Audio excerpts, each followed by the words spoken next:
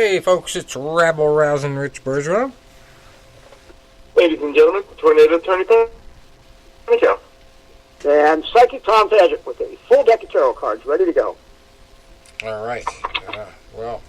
What are you going to test on this weekend, Tom? Well, I hate to put it into one word. We'll wait till we get into the discussion because there's so many angles to this. So we'll go both ways, and then because, like I said, I don't want to be a spoiler. So okay, we'll do our recaps first. Well, you want people to tune into the fight. That way, you know they you don't want to tell them what happened. Now that they're starting to legalize sports betting everywhere, Tom, I think you need to start a psychic sports betting line. Yeah. Why not, right? Psychic Tom sports betting line. There we go. Anyway, we got so much to cover, it's not even funny. But we got to cover some news stories first. France is going to hell in a handbasket this weekend, or just this week in general. There's a lot of protests going on. They're pissed off about the retirement system. You know, I guess the president there has changed the whole retirement system, and before he can even put it into action, everybody's in the streets launching bottle rockets. So now there's another thing to add to the list of problems with France. They're having an issue with legalizing mixed martial arts. So approval's been delayed until February, and according to a report, could be pushed back even further. So UFC will have to have a backup plan if they want to move forward with an MMA event in Paris this March, and a lot of other things could be impacted there. So it was just something that came across the wire just now as I was talking to you guys. Oh, wow. Here's one that might surprise you. Okay, so we've heard that Evander Holyfield was thinking about a comeback after Nigel Benn decided he wasn't going to do his comeback. But during the hype up to Nigel coming back, Holyfield said, it's not too late for me either. Now the talk is of going after somebody who is in the same boat, so to speak, and we know firsthand because we interviewed him, Riddick Bowe, and apparently he's putting his plans to fight me. Riddick is putting his plans to fight me on hold because he did say during the interview he wanted to fight me next. Because I pissed him off, but just because he was just sort of that kind of out of it. But it was a funny interview. I forget how we got that interview, but it was kind of random. And then he was about to have a fight over in Japan. It was a kickboxing match or something like that, Muay Thai. And he was going against this big time guy over there. He was a Muay Thai legend, and he basically Bogashi, I think it was. Yeah, I remember that. No, it was a Russian guy. He got ruined. Bogashi or a Russian guy? He got ruined anyway. But man, it was brutal. We felt for him, and it was a little tough to understand. I remember that interview. Yeah. And you know what I always say, Rich? We had three 88 Olympians back to back in the summer of 2012. With Ray Mercer, I think was first, and Ray, and it was funny because Ray was always seen as a real serious guy.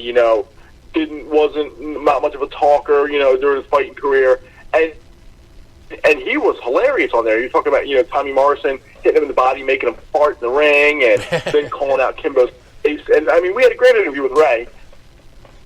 We had Roy Jones on there, and Roy, was still in his career, but he had suffered a few knockouts at that point, and he was still sharp as a tack. Roy's just too fast. Too fast. Interview. And then we get Riddick on, and we couldn't understand a word the man was saying. I mean, we would laugh only if he laughed, because then we knew he was throwing a punch up the throat, and you really felt for the guy. Yeah, it was a tough one. But obviously, both guys need the money.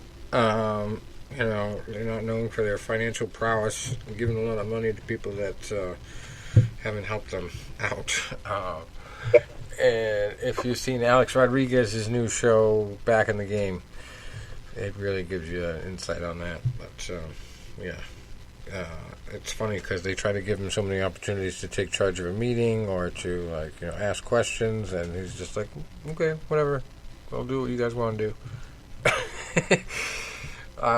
But he does still have, a big brand, very huge recognition. So the guy from The Prophet walked him down the streets in New York and just showed him, how many people stop him and want to take pictures with him, and, kind of wanted to give him the example of, hey, you have an image here and a brand that can make money if you use it right. Yeah, and it was an extra $1. Did you notice that they bit into the candy bar? And they said they'd pay $2, but with Holifield's endorsement, they'd pay $3. Yeah, so, I found that fascinating. That was an interesting show. Yeah. Oh. Yeah, you just you go to some generic supplement company and you use the same shit they're selling in the generic box, and you call it Holyfield's real deal. Yeah, I mean, yeah. That's the marketing game in essence, right there. Now, did you notice though that the end of the show, the deal with GNC had not been finalized? Oh, yeah. And I just know from decades of experience with these kinds of things that it ain't over till it's over. Put it that way. Yeah, they gave him a quick decision on that. Like, you want to be exclusive with us? They moved for the knockout quick on that. Those guys put them on camera and everything. So yeah, but there's all kinds of things that can go wrong with these things. Most deals don't go to their end, and it's the way it is. Hopefully it will for them. Gotta hope it works out for them. Well, for Holyfield and Riddick, if it happens, it will be a 3-round exhibition bout, and it will be in Japan. But apparently nobody's been talking about it recently. No, I guess they don't have a commission. They don't have a commission in Japan for that kind of stuff. Bo should never be allowed to lace them off. My God. Yeah. Oh, and who'd want to watch? Who would want to watch that? Really? Yeah, they'd have to be hamming it up. Anyway. Mark Hunt is mourning the loss of his lawsuit. He had a big lawsuit against the UFC. Big Samoan heavyweight from New Zealand. And obviously a big name in the UFC. Big legend in fighting, period. But obviously he's not very quiet about his loss. And here's an article here on the issue. We'll get to some of his exact quotes, but he sued over the whole debacle of Brock Lesnar being matched up to fight him, being brought back into the UFC on short notice and with little time to be tested, and then they come to find out he's tested positive for steroid. So Mark Hunt left the UFC for a little bit because he had this dispute over the fight, and the decision win was ruled a no contest after it was found that Brock tested positive in a test collected before the fight. Hunt accused the UFC of conspiring with Lesnar to conceal his return to MMA and purposely, and that way they could avoid the testing that they knew was going to be positive. So Hunt wanted the total purse for Brock Lesnar, or he was going to leave the UFC. And he wanted to make the rule that if you get caught cheating, you should lose your entire purse, which would be a new and novel theory. But it obviously hasn't been tested in the courts, so he's trying to test it personally. And it got pretty far. I mean, considering some of the other people that have been involved in lawsuits, including Mark Cuban with the UFC and the Fertittas. even though the Fertittas aren't involved anymore. This one's definitely very personal, and he took it as far as he could with the budget that he had, obviously. But anyway, the judge dismissed all previous claims of the lawsuit filed in 2017 in February of this year, except this remaining charge, which was a breach of good faith and fair dealing charge. Which, I mean, if you look at the situation, it is a breach of good faith and fair dealing if you're basically bringing this guy in off the street from not a different promotion, but a different sport altogether. Yeah, he's had history way back in a different time for the UFC, but you're bringing him out of, off the bench, basically. Off the cold bench. To come back into the UFC, and you don't have anywhere near the amount of time you usually have to test an athlete like the full-time schedule they're testing him now. And especially a guy who obviously has some massive muscles that normal human beings don't get without help. And even though he's not necessarily ever been a normal human being, he's obviously doing some substances that make those muscles that big. He's eating a lot of Mexican cattle. Myox. Yeah. He's taking that supplement, Myox. Yeah. Reducing his myostatin. Yeah, what a scam. So anyway, you put a ripped up, crazy looking, massive dude like that who's on stuff, on top of that, in against a chubby little fat guy known for his haymakers from a distance, and it's obviously advantage Brock, and he still got paid to have that huge advantage. So here's what the Super Samoan had to say. I tried to make things even on the battlefield of MMA, but again, the cheating company, Dana White and UFC, with all its billions, they ripped everyone off.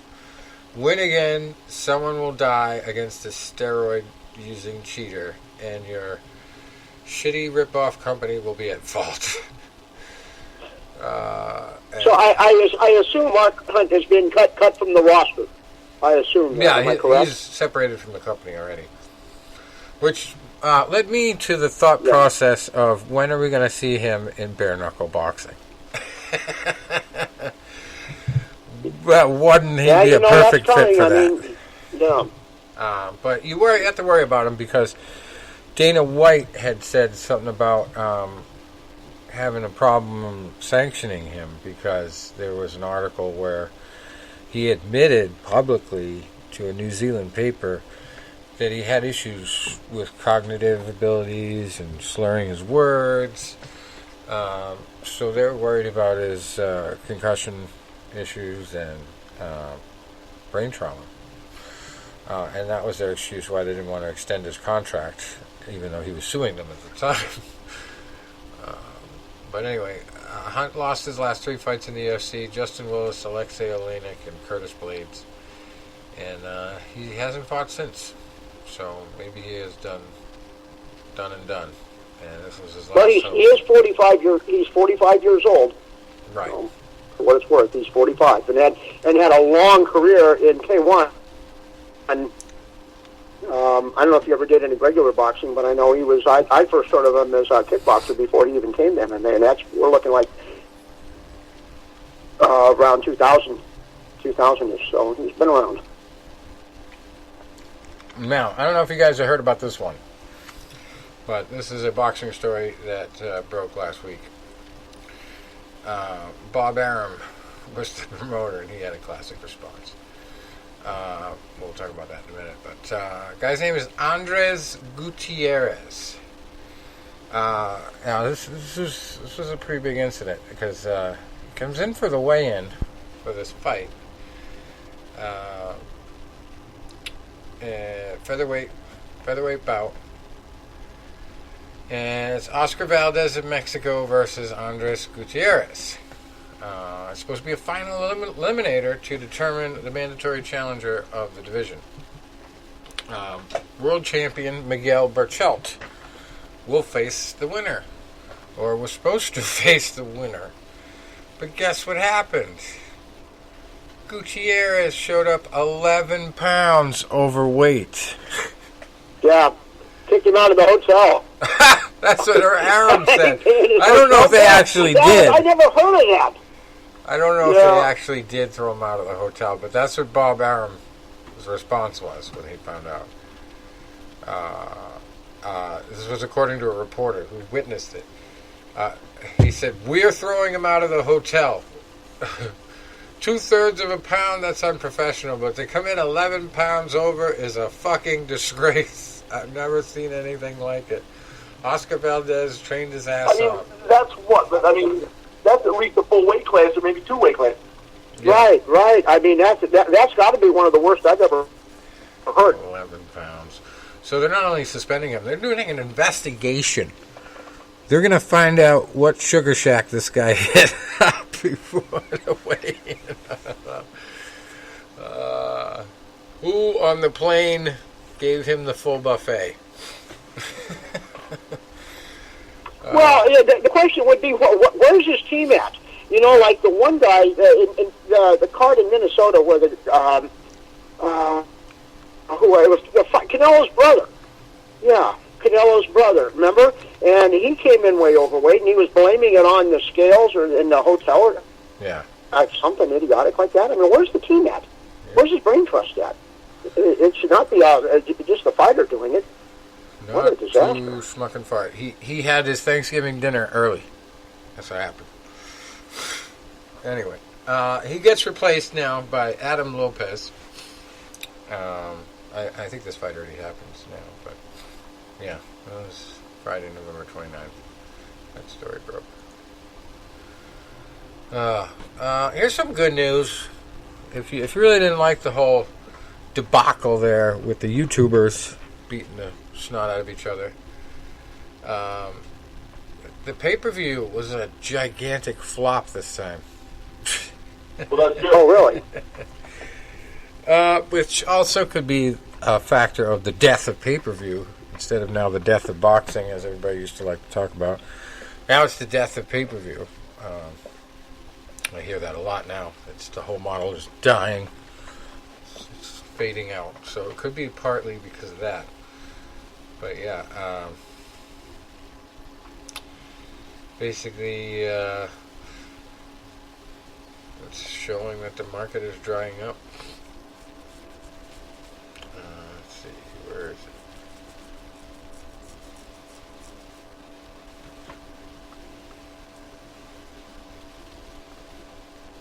Anyway. Yeah, I guess between streaming and between following it online from folks watching and all that, I guess it's maybe it's starting to run its course. So, sorry, a little sidetracked here. Teddy Atlas is on the record. Here's what his crystal ball tells him about the big boxing match this weekend, which we'll get into full scale in a minute. He thinks Joshua knocks out Ruiz in the late rounds. Of course, the rematch between Anthony Joshua and Andy Ruiz Jr. is this Saturday night. In Saudi Arabia, of all places. It's just kind of crazy. But money is money. And a big thing going around Facebook this week, I don't know how true it is, but it's a very big, huge, gigantic disparity in paychecks. Ruiz is getting like $1 million, and Joshua's getting 10. According to this little graphic going around Facebook. I don't know how true that is, but I wouldn't doubt it. Yeah, I didn't hear that, but I mean, it's interesting that Teddy came to that conclusion because I watched something else he had said about the fight, and Cus D'Amato was Teddy's mentor. And Teddy refers to himself as a protege of Cus D'Amato. And Cus grew up in a part of New York City that had a lot of gangsters when he was younger. And Cuss learned a lot from them. And like he said, that those guys initially were super hardcore. They knew they could die or go to prison. But then if they survived and they started making more money, they got a little weak. And they stopped paying attention to business. And that's when they were vulnerable. And he said the analogy for boxers is that old cliche about when you're sleeping in silk pajamas and you got $50 million in the bank, you want to get up and run 5 miles. Yeah, that's right. True. And he was saying that he felt that may have been Joshua's problem in the first fight, and he feels it won't be in the second fight. I kind of, and it's tough. You can easily argue both ways, but I kind of feel that it might be. So you can kind of guess who I'm leaning toward, because he said it's not that boxing is illegal or the gangster world, but like he says, if you're going to be in something, be all in. Yeah. All the way. And when you get rid of that attitude in boxing, I mean, you've got to put it on the line. There can be nothing else. There's nothing more important when you get in there. And if all of a sudden that money comes like that, unless you're just super hardcore, and some guys can ignore the money and focus all their life on it, but a lot of guys can't do it. They just can't. You get the guys like Floyd Mayweather, and Floyd was always, especially later in his career when he was really bringing in the huge paydays, that was what was defining him. But at the same time, if you watch any of those all accesses and those 24/7, you would see that Floyd pushed himself to the point that I've rarely ever seen anybody. And I'm talking about getting up at 1 o'clock at night and just going on a nighttime run, 5 miles, and then getting up a couple hours later and going for a morning run. The conditioning, even into his 40s was superb. You never saw Floyd get tired. You never saw Floyd be out of shape. You never saw Floyd have trouble making weight. Granted, we're talking about heavyweights now with the fight this weekend. But so he was a guy that was unique like that. But you're right, other guys, they get a taste of it, and it's like a guy we just spoke about earlier, Riddick Bowe. Riddick coming up, really, would push himself, all out. He was a big guy. I remember, after he won the title, and I remember even on HBO, they were doing one of the, previews, things before the fight, and they said it was like a yuck Three Stooges comedy routine, and everybody was just cracking jokes and being stupid, and they were riding on the bus and this and that, and it was like long from the days of showing like Mike Tyson coming up under Cus D'Amato and really poignant pieces. But then Riddick, the defense against Evander Holyfield, just looked grossly out of shape. Buster Douglas beats Mike Tyson, turns around Holyfield, and they made a joke about him. They said Calvin Coolidge, as president in 1929, sat in the Oval Office and said, "I choose not to run." They said Buster Douglas sat in the sauna, pizza in hand, and said, "I choose not to run." A very good point. Yeah, exactly. And then another one would be Roberto Duran after beating Sugar Ray Leonard the first time. Yep. How did Duran get to 205 or something in a month or something ridiculous? I don't know what the scale said, but you see my point. And Sugar Ray said, "No, let's do the rematch quick." And they threw a lot of money at Duran, and he had you guys know the story. We don't need to rehash it, but that's another example. And then you're going to say Bernard Hopkins. That's why a lot of these guys that were able to really be successful in. Especially a guy like Bernard Hopkins, into his 40s and beyond, was because of that conditioning, even between fights. When he retired for the first time after beating Tarver, his trainer, Nazim Richardson, said Bernard was right after the fight, was like, "Hey, I'm going to take Monday off. I'll be back in the gym on Tuesday." He said, "Bernard, you're retired. You don't have to be back in the gym any day." I mean, short-lived retirement. But yeah, now, the other point that I brought up to Iceman Scully was, and I brought this up to a couple coworkers of mine talking fight, there could be something that's a little bit deeper. And it's not money. It's not fame. It's something even deeper than that. And that's called confidence. I was talking to a buddy of mine at work yesterday. In fact, Rich, it was the gentleman that I sent he was emailed, Shamar Adams. That's a possible guest for us. Right. He's a fight guy. He really knows the sport. Knows a lot of guys I know. And one of the things we were saying is when a fighter gets knocked out for the first time, some guys never psychologically recover from that, and they become frail. Roy Jones, for an example. Roy Jones, I think, had only ever suffered one career knockdown, and it was a flash knockdown early in his career against Lou DeVal. It was a straight left hand, caught him off balance, Roy went down, got up, won every round of the fight. Roy gets then caught by Antonio Tarver and goes down and out, and then was knocked out 6 or 7 times after that. Knocked out cold by Glenn Johnson. Knocked out cold in Russia. Wobbled real bad in the Tarver rematch. Knocked out by Danny Green in Australia. It was like, what happened here? And it was like, once that guy feels that level of invincibility has been tarnished, once he gets hit, his body shuts down. If you go back before the Andy Ruiz fight and you look at Joshua's 2017 fight against Vladimir Klitschko, Joshua was dominating early.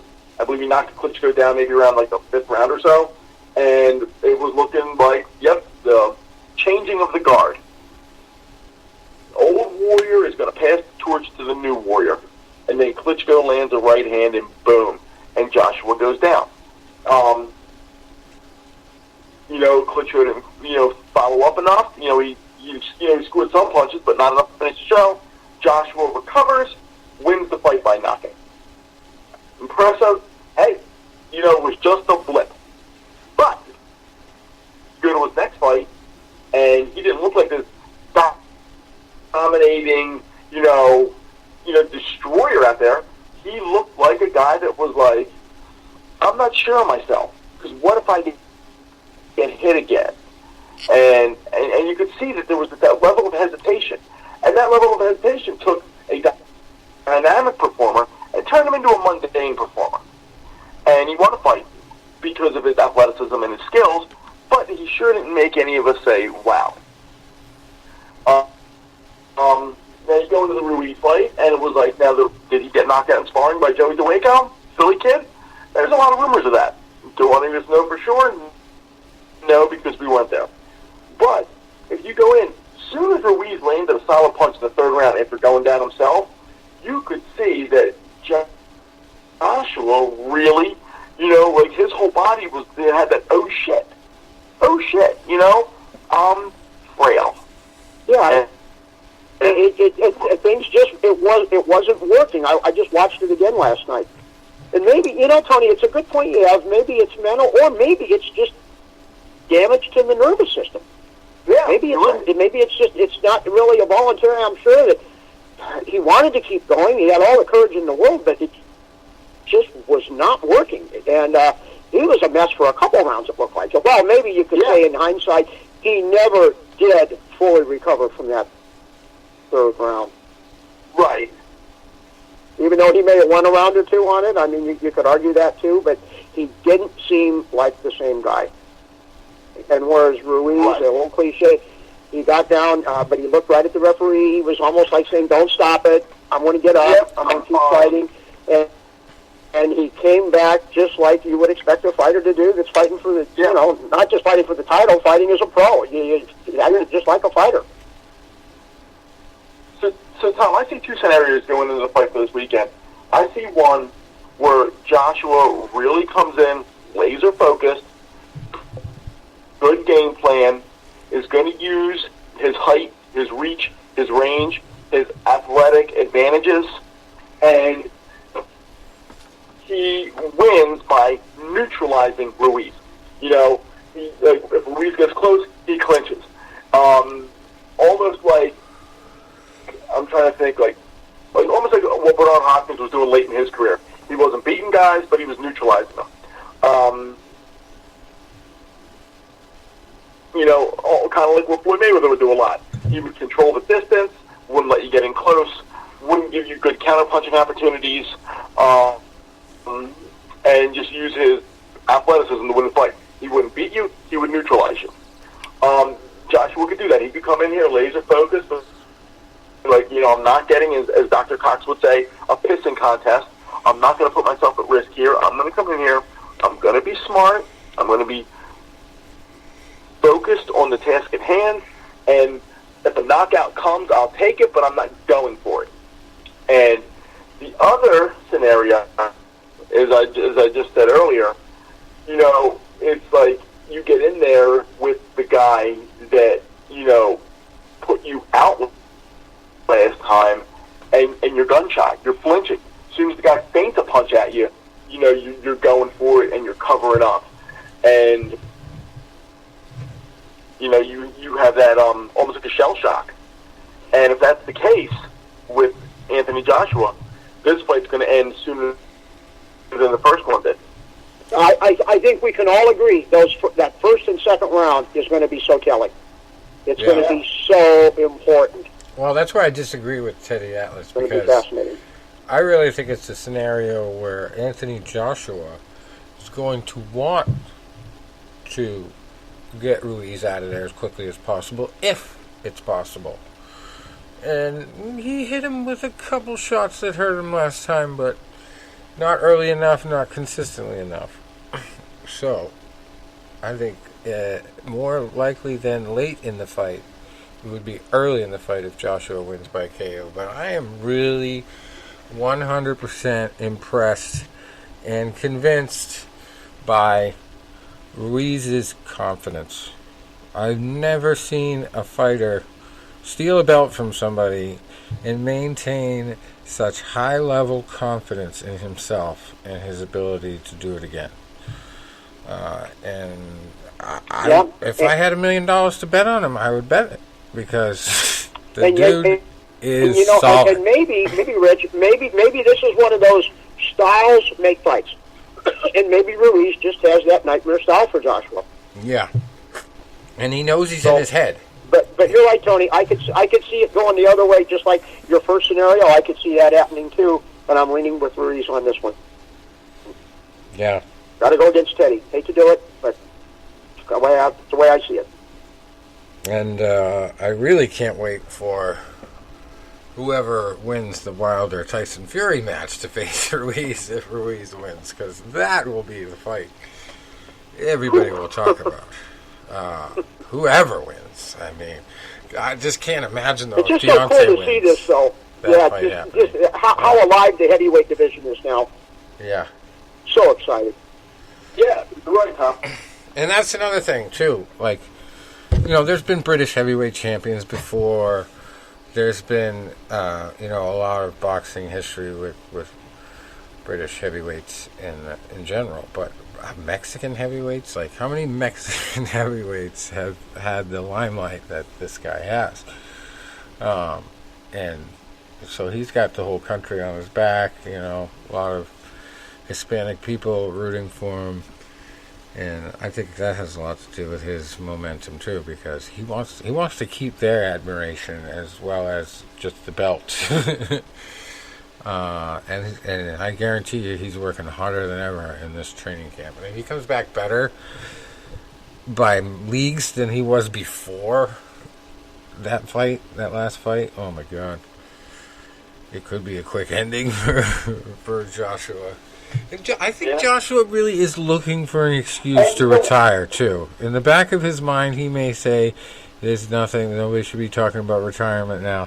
But he's got to be thinking about it. If he loses, he should retire. For his own personal health. And what, for his safety, yeah, Rich, you have a very good point there. I'll tell you what else. Exactly. I'll tell you what else is in a way kind of funny. Before their first fight back in June, I invited my trainee Matt over. And it's hard. He came over for the Canelo Kovalev fight a few weeks ago, and I'm going to lead into this. And it's hard for Matt because with being a police officer, he works works, some weekends he works days, some weeks he works days, some weeks he works nights.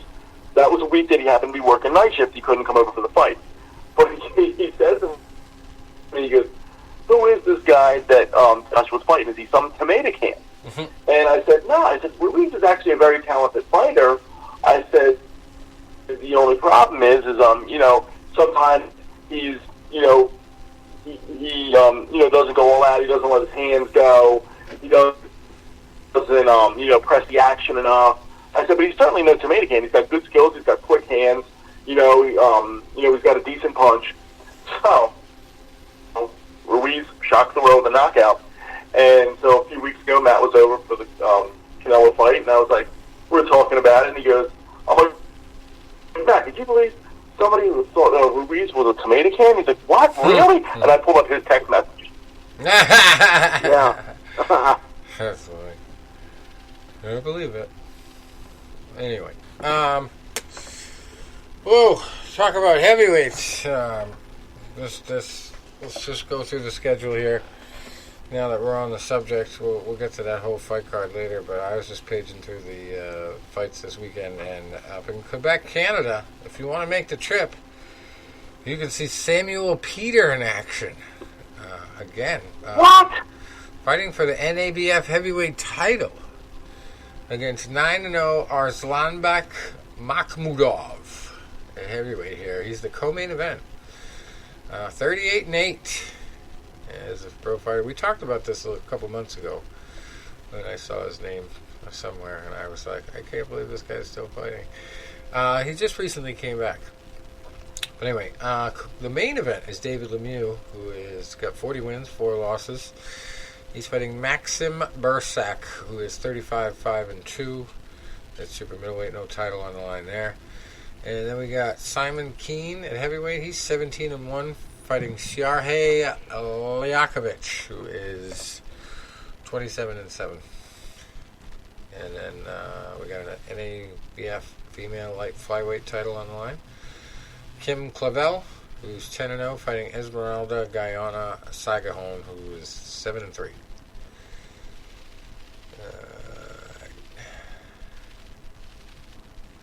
And we're going to get to it later with the Tito Ortiz match, the card in MMA, but I think we can find both a boxing mismatch of the week and an MMA mismatch of the week this week, because there's a big one on that card.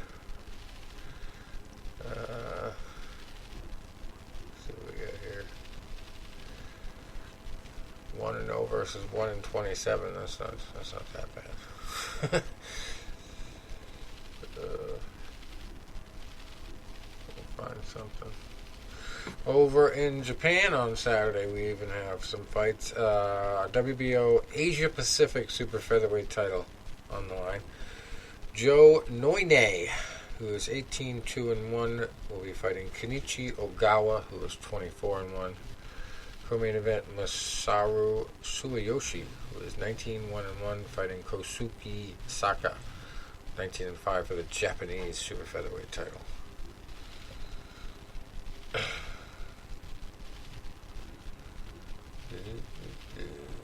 else we got?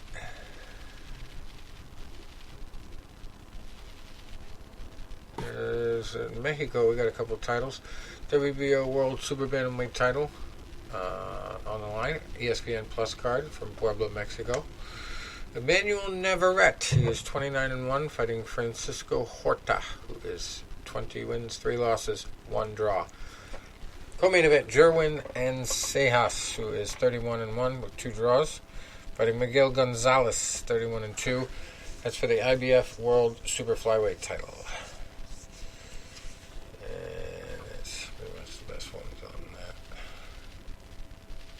And then we get to the Joshua Ruiz fight for 4 different titles. WBA, IBF, WBO, and IBO World Heavyweight titles. Andy Ruiz comes in at 33-1. Anthony Joshua 22-1.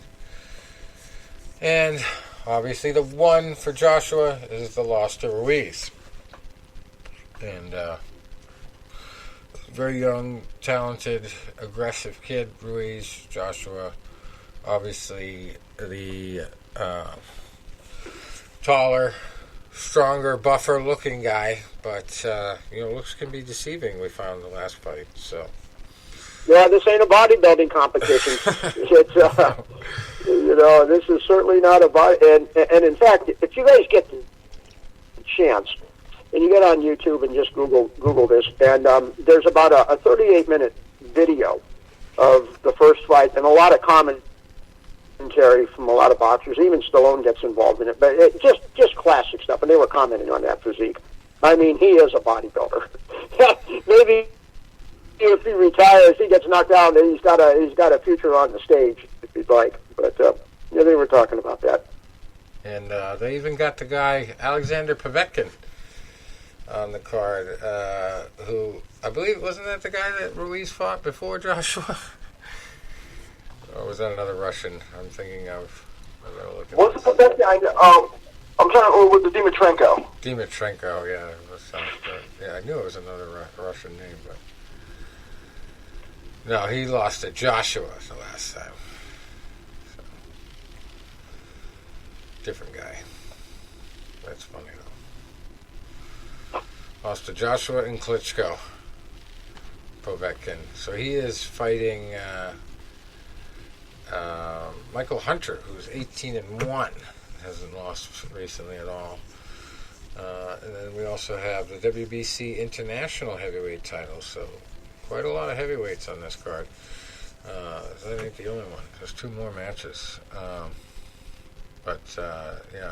Eric Molina, 27-5, and Philip Hrgovic, who is 9-0, fighting for the WBC International Heavyweight title.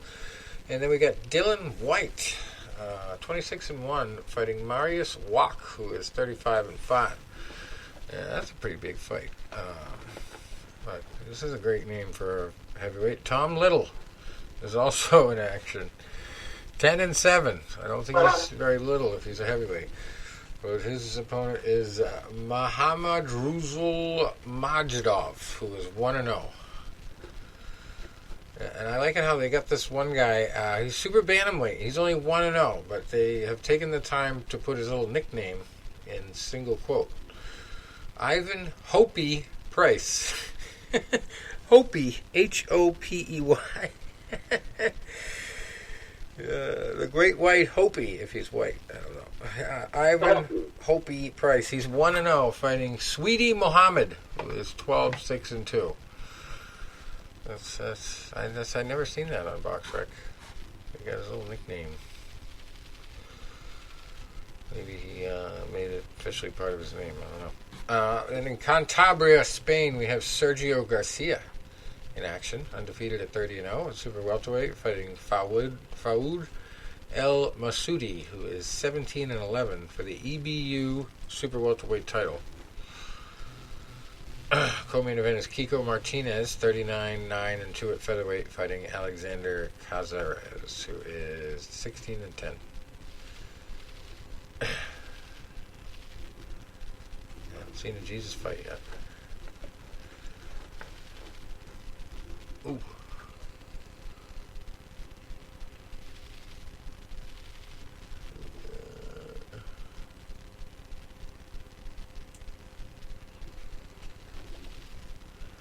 I guess this could count as our mismatch of the week, if we don't find a better one. Ricky Summers at light heavyweight over in the UK.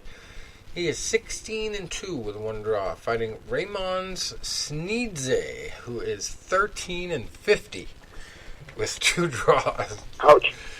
And lost 6 of his last 6. This might be a worse one. This is my neck of the woods, too, up here in New England. Peter Manfredo in action at light heavyweight on UFC Fight Pass. He is 41-7 with 1 draw, fighting Milton Nunez, who is 37-22 and has lost 4 out of his last 6. That's not a very competitive one. Obviously a tune-up fight. How long has it been since Peter fought? I know it's been a few years. Yeah, it's been a while. I'll check it. I'll check the exact date. I think we talked about that last week. Or last show. Anyway, here's a great name for a fighter. Frank Trader. He trades. 13-2. Yeah. Trader, not Trader. You know where he's from, right?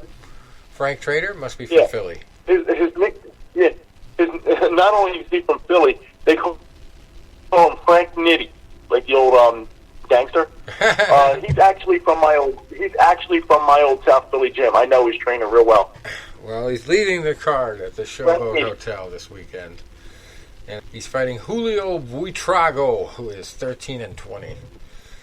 And has lost 4 out of his last 6. Coincidentally. So, headlining that one. Obviously expected to win. And then here's the other big card on Showtime. Jermall Charlo, 29-0. Looking for the big 30.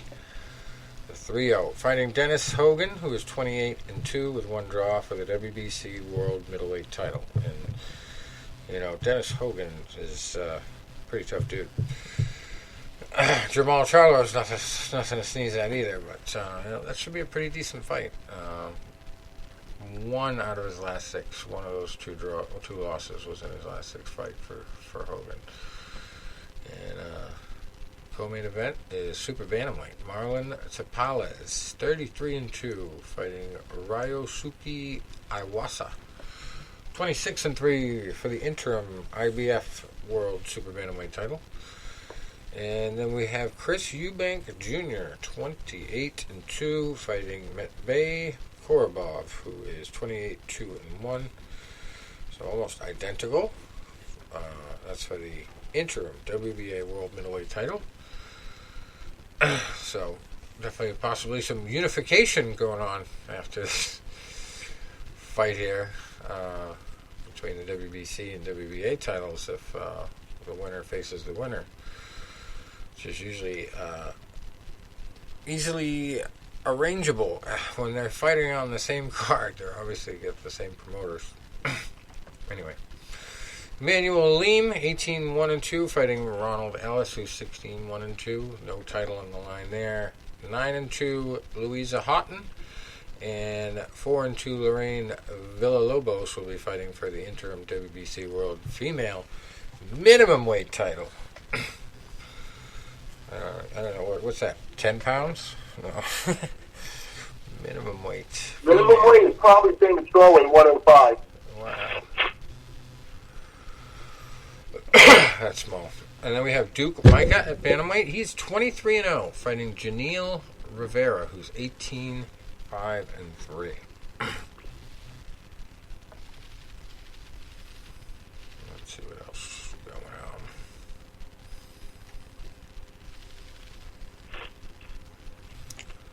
I guess it's too close to Christmas. There's just not enough Jesuses up here.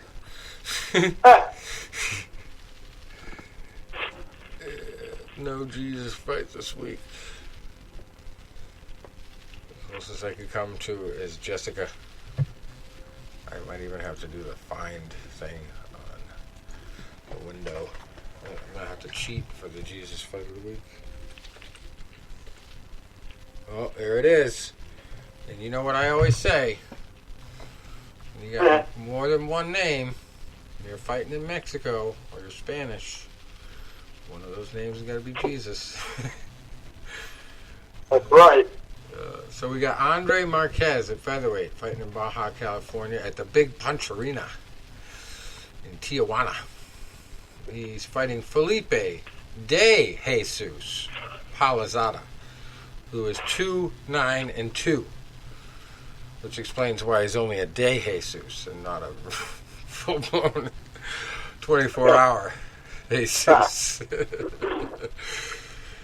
Yeah, that's not quite a mismatch of the week, but definitely that's the only Jesus fight. I had to have some AI assistance. Artificial intelligence had to kick in to find that one this week. Now let's find out when's the last time Peter Manfredo fought. He fought Melvin Russell back in November. Yeah, we did just talk about him because he just fought. Knocked him out quick. He knocked him out real quick, I guess. In our last show, we talked about him because he was fighting Russell. who was 11-7.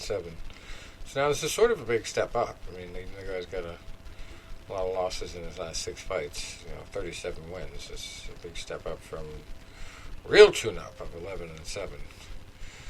But he's going from Twin River Event Center in Lincoln to Foxwoods Resort, too. So he's stepping up the venue. And, boy, that's a name from the past. Rayco Saunders. I interviewed him a couple times. He's one of the last guys. You interviewed him when you were in the MySpace days, right? Yeah, way back when. That was great stuff. A couple times, I think I had him on interviews, but world-class guy. And I remember one of the most poignant stories he was telling us about how he got robbed so many times and just really brutal fights. And Evander Holyfield was even in the stands at one of them, in the front row, and they watched him beat the ever-living crap out of this guy. And then I think they either called it a draw or they gave it to the other dude. And it was his hometown. Evander even came up to him after the fight and was like, "Dude, you whooped that guy's ass." But it's politics of the sport, But, he was a good dude. Anyway, yeah, that was back in 2012, 11/29, 2012. Got a unanimous decision over Rayco in Lincoln, Rhode Island. So there might be another hometown cooking. I don't know. I talked to him way before that, so anyway. It is what it is. We'll see if Peter's back in it to win it. See if he starts stepping it up big time in the next fight. But, it should be a guaranteed win over Milton. Anyway, we got a couple of UFC, not all UFC, but one UFC fight and one Combate Americas fight, which is owned by the former owner of the UFC, Campbell McLaren. But main event there is a fight we can all talk about because there's a wrestler involved named Alberto Rodriguez. And we talked about this before. There's not just the belt of their division on the line here. There is Tito Ortiz's UFC belt will be given up if he loses to Alberto. And Alberto will have to give up his WWE belt if he loses. It's been an official bet that it's been publicized. So it's just a way for Tito to get a WWE belt without having to join the WWE. Which I think he'll do. I mean, I don't know Alberto's MMA skills, but Tito handled Chuck Liddell pretty well. And this is a big fish in a small pond here. Just basically taking a guy 9-5 is Rodriguez's record. So he's obviously, having sort of a little bit of a back and forth career here. Tito's no slouch, but he's also had lackluster performances and a lot of tough fights against some of the best in the division and in the UFC. Of course, all those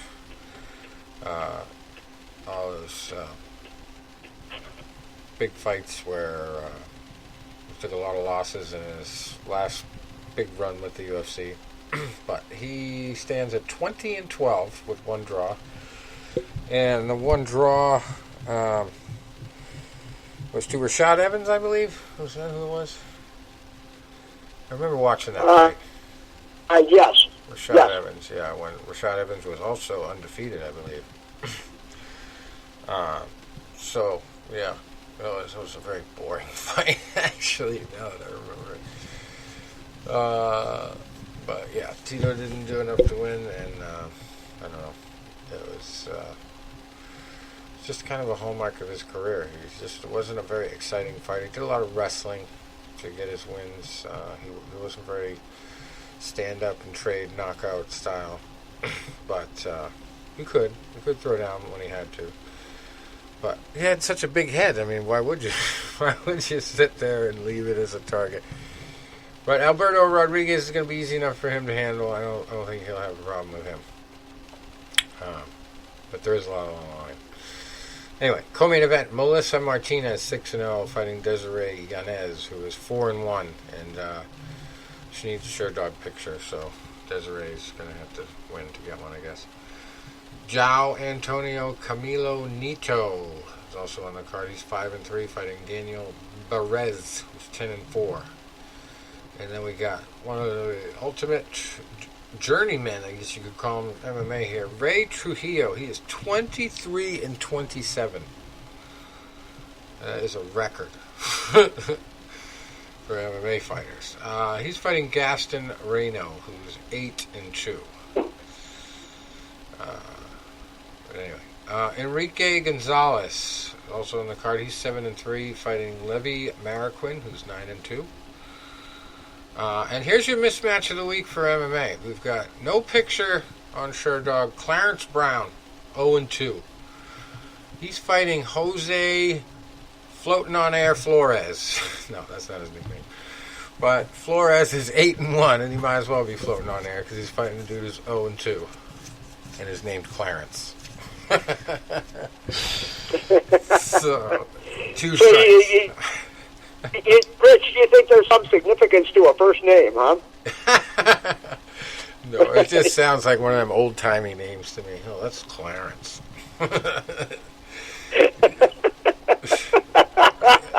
You know, when you look at somebody's name and you go, yeah, I can understand why they got into fighting. So most of the time it's the last name. But sometimes, yeah, you get one of them first names. Clarence. Yeah, you don't sound so tough. Anyway, also on the card we have Ricky Palacios, 11-2, fighting Jose Ceja, who's 4-5. Now I'm going to get a lot of letters from Clarence's. Anyway, yeah, so that's it for that card. There's a couple more fights. I'm going to go through them all. We got UFC this weekend as well. Alistair Overeem back in action on ESPN too. ESPN regular, I guess. UFC on ESPN 7. Alistair Overeem is 45-17. Talk about a record. Fighting undefeated Jairzinho Rozenstruik, who is a beast.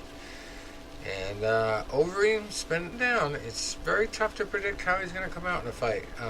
But 9 times out of 10, if you take him to deep water, you can drown him, it seems like lately. So I think Jairzinho's going to be 10-0 after this one. But, you know, you can never count out a journeyman. So if he can survive the first round, Overeem might have a chance. But, yeah, I think come about 2-3 minutes in, Jairzinho's going to start taking control. Overeem's tricks aren't going to work. You got the young lion versus the old bull. So, that's my prediction. What does your crystal ball tell you, Tom? I concur 100%. I'm tapping into your energy tonight, I guess. Yep. Anyway, co-main event, Marina Rodriguez. She is undefeated, 12-0-1, fighting Cynthia Calvillo, who is 8-1. And that'll be a good female fight. It's very rare to see a non-title female fight that high up on the card. So that's good to see. With girls who have significant positive records too. That's just also very rare. You know, usually because there's so few to choose from in each division. You know, you get girls with lopsided records, or you know, a lot of mismatches, or you know, a lot of losses. And there's you got 1 loss to 20 wins between the two of them if you combine them. That's pretty good for female fighting. So it's going to be an exciting fight, I think. And then you got the skyscraper in action, Stefan Struve, fighting Big Ben Rothwell. So it's pretty interesting. I don't know if these guys have ever fought before, but no, they haven't. This kind of has that feel of a loser leaves town match. It's overdue for both guys. You know, they used to, I know when I was a kid watching wrestling, they used to do that. Loser leaves town. Yeah. Then he would come back like a month later in a mask. Yeah. Well, it could be one of those ones, loser goes to bare knuckle boxing. That's what's happening with a lot of these old UFC veterans. I could see Ben Rothwell doing that, but Stefan Struve, I don't know. I don't think anybody would want to fight that dude in just a regular boxing match. You'd have to do the Mike Tyson's punch out to just punch him in the face. Like Mark Hunt probably would have knocked him out the best. Speaking of the devil, we talked about him earlier, but yeah, he did that little jump punch, broke his jaw actually, but it'd be a nightmare in the bare knuckle area. Anyway, Stefan, he's 29-11. Rothwell is 36-12, and it's going to be, Rothwell's pretty tall too, but very stocky. He's got a little bit of a belly. Not quite Roy Nelson belly, but, a lot of extra weight. And Struve's very skinny, tall. So this is going to be a weird one. Not so much a loser leaves town fight to me, but almost like a freak show fight. Let's get the two biggest, ugliest guys we can find and see what happens when they fight each other. But they do have a lot of experience, too. I was going to say, Rothwell, I first met him, I was a cage side at Fight Night at the Flats back in summer of 2005. And he was training out of the military system then. Yeah, so he's been around a long time. And he just really seemed to be moving up the ladder, and then ran into Cain Velasquez and had a couple setbacks, left the military camp. So it'll be interesting. I think he's getting to the point now. He's got to make a move. Right. Well, we'll see how he does it, or if he does it. I don't know how many fights they each have left on their contract either, so we don't know if they have a loser leaves town clause. That'd be funny. But 9 fight a night, another female fight worth talking about. Aspen Ladd, also just one loss for her, 8-1, fighting Yana Kunitskaya, who is 12-4. And then we got Yadong Song, 14-4. Fighting Cody Stammen, who's 18-2. Rob Font versus Ricky Simon. Font 16-4, Simon 15-2. Tiago Alves back in action. He's 23-14, fighting Tim Means, who's 28-11-1. Billy Quarantillo, who is 12-2, fighting Jacob Kilburn, who is 8-2. Bryce Mitchell, 11-0, fighting Matt Sales, who's 8-2. We got Matt Wyman in action. He's 16-8, fighting Joe Solecki. Mallory Martin, 6-2, fighting Verna Jandaroba, who's 14-1. That's a lot of female fights on this one. That's another one. Then the first fight of the night, Mahmoud Muradov, 23-6, fighting Trevor Smith, who is 15-9. By the way, this is from Capital One Arena in Washington, D.C. And it's a big veterans holiday, obviously, being Pearl Harbor Day, December 7th, so makes sense. Having it there in the nation's capital. And I've got a couple other stories here I want to mention. Boxing legend Jeff Fennick has pledged to donate his brain to science because he is having, I guess, some genuine cognitive issues. He has trouble keeping his memory straight. He goes into restaurants and walks out without paying, and just has a lot of cognitive troubles. So he's 55 years old. Won 3 boxing titles in 3 different weight divisions before being inducted into the International Boxing Hall of Fame in 2002. He says, there's some things that I'm embarrassed by. I walked out of a couple of restaurants, walked out of shops, and had to go back and pay afterwards.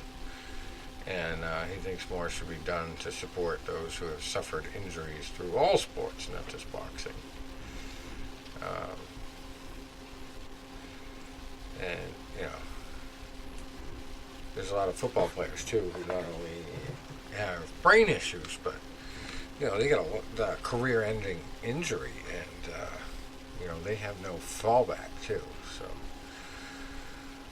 it just doesn't happen to just only boxers, but probably football is the one other sport where the brain issue is as common as it is in boxing, if not more. But Fenech has pledged to donate his brain to the Australian Sports Brain Bank for research into chronic traumatic encephalopathy, which is the condition connected with suffering concussions. He feels that this is something good he can do to help those with brain damage who need constant care. He actually had heart surgery in November and needed 24-hour care from his family during recovery. He says, I know that happens to a lot of people. I didn't enjoy it one bit, having my wife help me into the shower, hold one arm up, hold a bottle. If it's just me suffering, I'm not bothered one bit. But when I see my wife and children and friends are suffering, it's a whole different ballgame.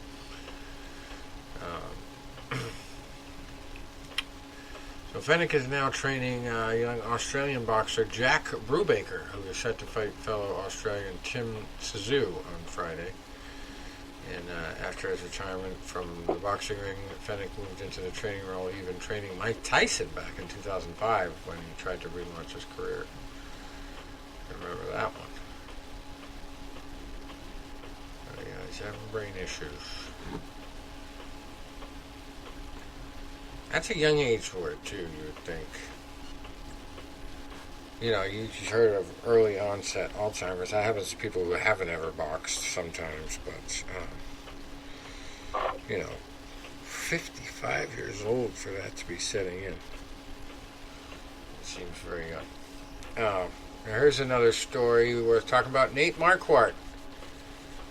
He has talked to God, and God has told him to make a comeback to MMA. So. God has nothing better to do.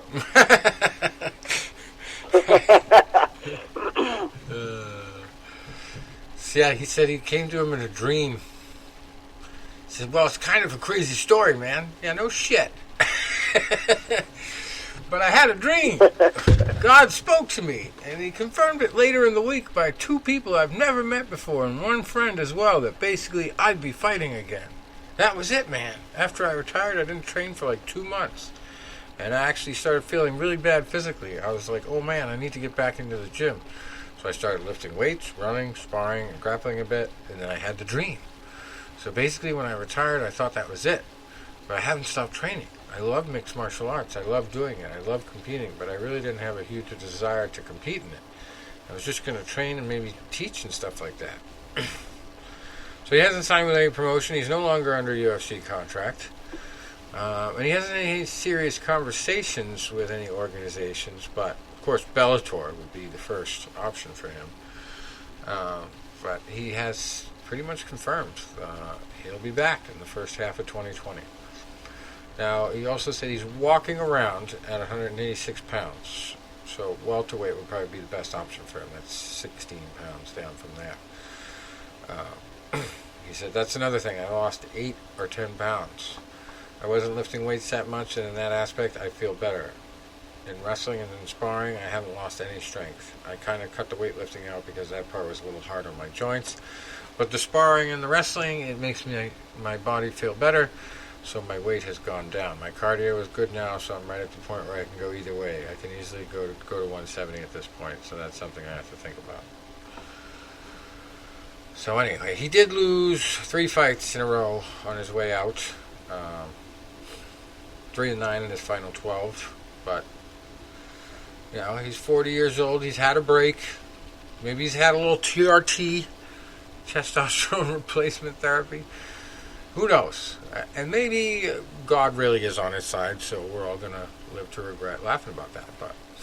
But only time will tell, as they say. But God spoke to me last night and said I was gonna have a good show, so that's already come true. I don't know about you guys. But, yeah. That is about it for me. You guys got any other tidbits we need to talk about? Rich, I wanted to ask you a question. Have you had any buyers on that monstrosity of a tree? Oh, yes. No, I haven't had any bites, but I do believe I didn't target the market early enough. And probably nobody's looking for that kind of a tree at this point. It's too big. Now, and what you said, it's about 40 feet tall? It is. Easily 40. Could be 50. That's big. The biggest I've ever sold was 13 feet, so I mean a third of what you're selling there. And the only time I've ever sold anything that big, I mean, we'll get a handful of 10-footers and 12-footers, and I think the biggest I've ever seen at our place was a 13 to 14-footer, and the people that generally buy those are businesses for like their atrium or their lobby, which obviously has, a big area. Right. Or you'll see that in a church. Those are the only places I've ever seen buy that. I think I sold one the other night to a father and daughter, which was probably about a 9 to 9.5 footer, and that was going in their house. Well, you don't see much. Yeah, I would have to do some research next year if I really wanted to sell it for that kind of a price, and find all the towns that have Christmas trees that are on display in the town square around this area, and be like, listen, you want to get a tree? This one's perfect. Get it now. We'll set it up for you, everything, and do it in advance so that you can have it up for the longest period of time.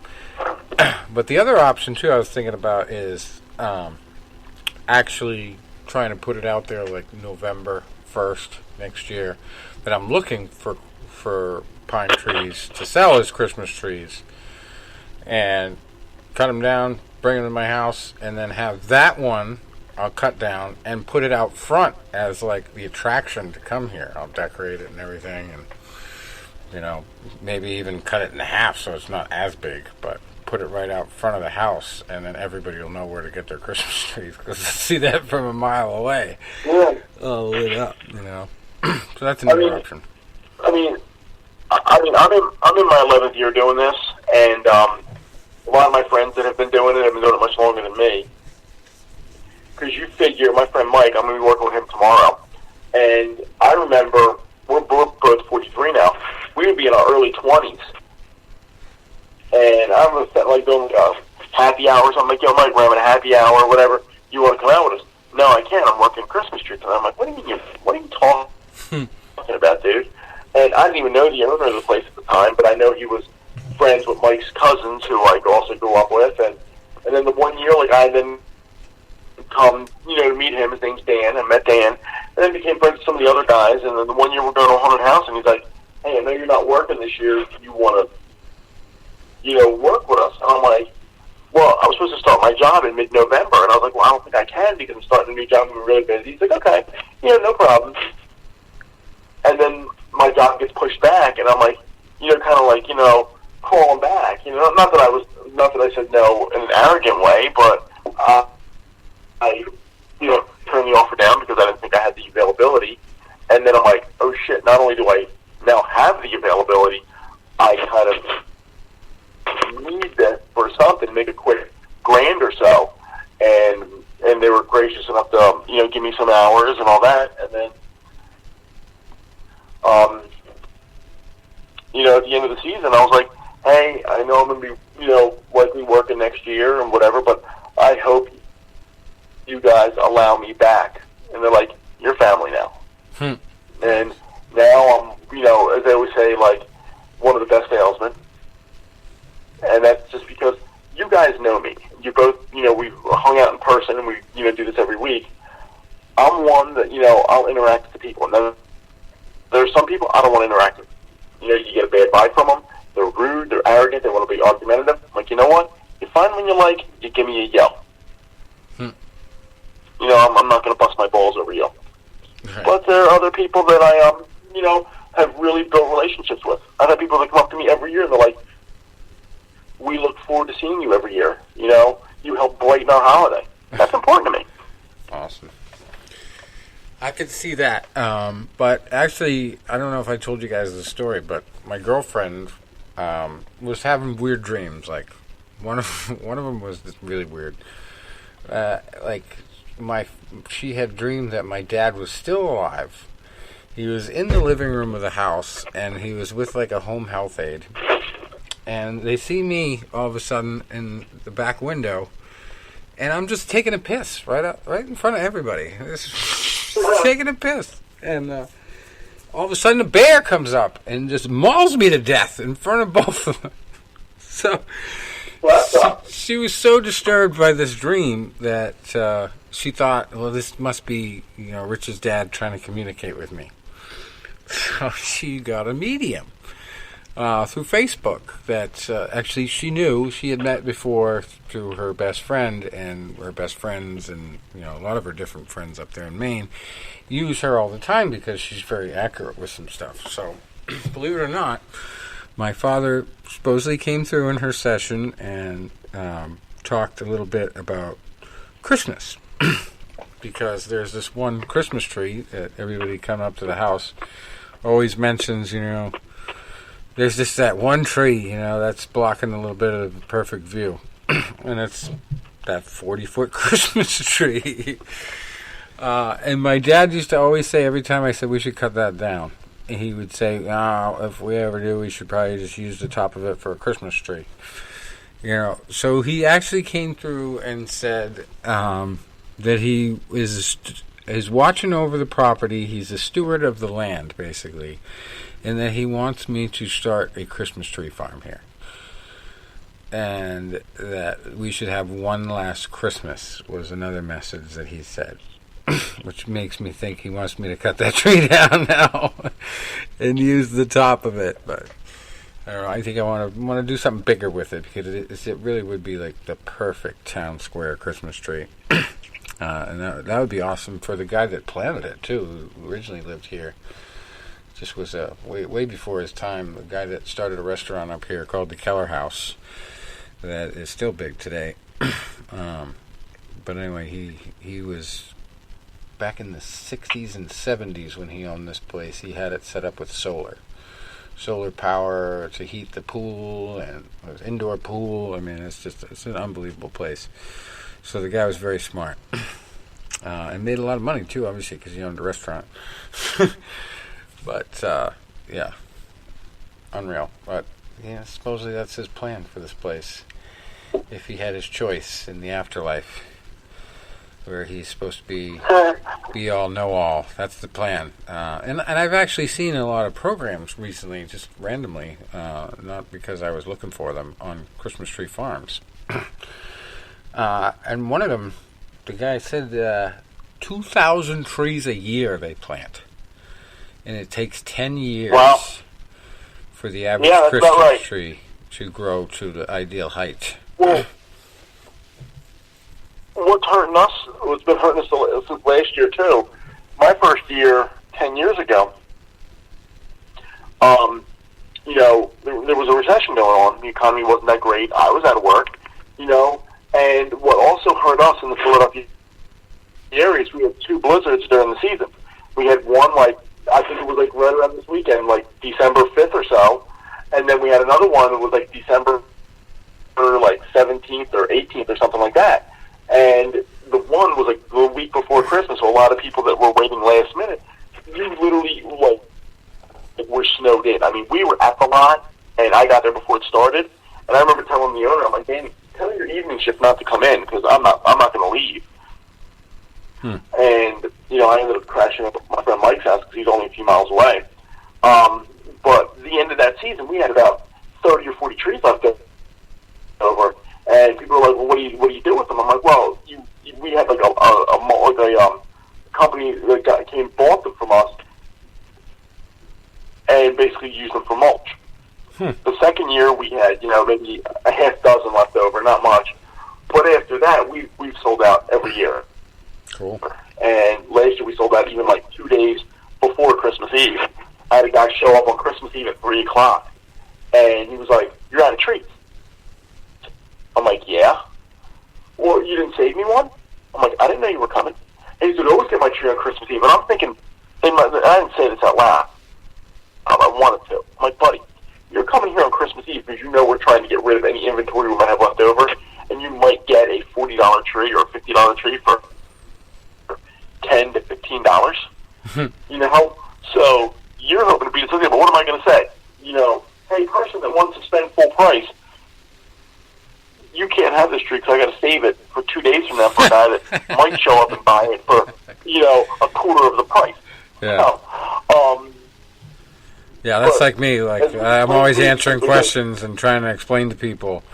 Listen, if you pick up the firewood, it's not going to change the fact that I'm booked halfway through December. You know, you're not going to get it any easier or earlier if you pick it up. Like, people are always trying to get a little discount. You know, not only discount, but they want it quicker because they're picking it up. Oh, they're trying to do anything. You know, they're trying to do anything. Hey, and I can appreciate it. I mean, I've only ever seen one or two people get actually thrown off the lot for being that obnoxious. I wanted to punch one guy in the face. They did not allow me to leave the camper because I was about to blast him one in his mouth. But, you know, those first few years when we weren't selling as many, well, here's the thing. Like, you think basic economy, right? And you just said it takes about 10 years to grow a good Fraser tree. So, if back in 2009 and 2010, not a lot of trees were getting bought, not a lot of trees were getting cut. Not a lot of trees get cut. Not a lot of trees get planted. A year or two later, trees are, you know, economy's getting better. People are starting to buy, and they're starting to buy. More are getting cut down. More are getting planted. But guess what? They're not growing fast enough. You can't put Miracle Grow on them and make them grow overnight. You got to wait that 6, 7, 8, 9 years. So now it's like they're right. They're at a premium, and people say prices seem high. Supply and demand. You know, we can't get as many as we used to, and we got to pay more for them. So the fact is, we have to keep ourselves competitive. So we got to put that on you guys. I'm sorry, it's got to be like that. But you know, if you want to see us next year, lo and behold, if we're losing money, we ain't coming back. Okay. Yeah, so I'll have to look into that. Right? If I want to start earlier than later, I'll have to just buy them first off the truck. Yeah. Like a couple of years ago, a guy that lives in our neighborhood, and he's pretty friendly with my dad. He would come over and he would talk, and you would drink some rum, and then he'd drink some more rum. Then he would start talking dumb shit, you know. And then one day I'm sitting there talking, I'm like, yeah, you know, I'm getting ready, got to get up early tomorrow, work with my friend doing Christmas trees, so on and so forth. And he starts asking, he's like, oh, how much do you made? What do the trees go for? Whatever. And I'm going to tell him a little bit. I'm like, yeah, you know, we get a private farm about 2 hours away. The farm we get them from is only an hour from Lock Haven, you know? And so we're, you know, it's local, they're fresh, they're in good shape, and, you know, we have a deal with the guy, he gets us a good price, and I'm telling him some of the things that, you know, how we get, like, a price on them and how we know how to price them from there and do this and that, and you can see he's interested. And he's a guy that's incredibly intelligent about, you know, chemical things and, you know, a lot of book smart things. But he's also a guy that's not very common sense savvy. So he's sitting there and he's talking about, maybe I should go into business. And you want to be my top salesman? And you want to work with me? And I'm like, no. For a couple reasons. One, you have no experience in this. One, you have no connections in this. So you're, you know, banking on me to get you some connections when I really don't have the connections in the behind the scenes. You're banking on that. And then second of all, you're asking me to leave my friend. You know? That's a loyalty thing for me. You know, you want me to leave my friend and go to work with you, which is, I appreciate it, yeah. But I'd rather work with all my friends. And now, when, not if, when you fail and you lose money, and you're like, I don't want to do this again next year, then I got to crawl back to my friend who I abandoned and say, hey, Dan, can I come work with you again? You know what he's going to say? Fuck out of here, right? Right, that's like here. You know, we've been doing this for 10 years now. We enjoy it. You know, I enjoy doing it with you guys. And, you know, and you guys, I consider friends of mine. If one day someone else goes, hey, Tone, you want to do my podcast instead? And, you know, we can do this and I'll give you a bigger share or something. And I'm like, you know what? Yeah, I'm being selfish in doing that. And then I do it, and guess what? It fails after about a year. I'm like, hey, Rich, if you need me to come back on Thursday night, We'd still take you back. Hey, Tim, I replaced you. I got another long-winded idiot, that can tell boxing stories. So, I don't need you back. Never. So I keep options open, but I also keep loyalty open. Right. Yeah, I find cash at the end of the day is the biggest loyalty producer I've ever developed for my employees. Yeah, true. Cash at the end of the day. Oh my God, everybody loves it. Yep. Can't get enough of it. Everybody wants to come work for me now.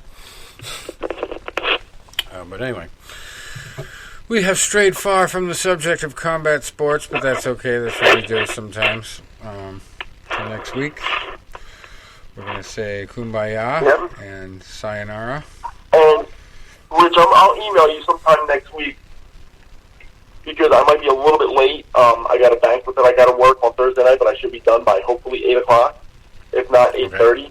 And I'll be in my car. Let's just plan on 9 then. Let's call it 9 next week.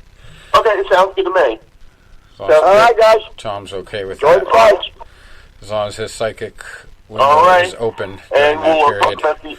we'll talk about whose prediction was right on this weekend. Alrighty. Have a good weekend, gentlemen. You too.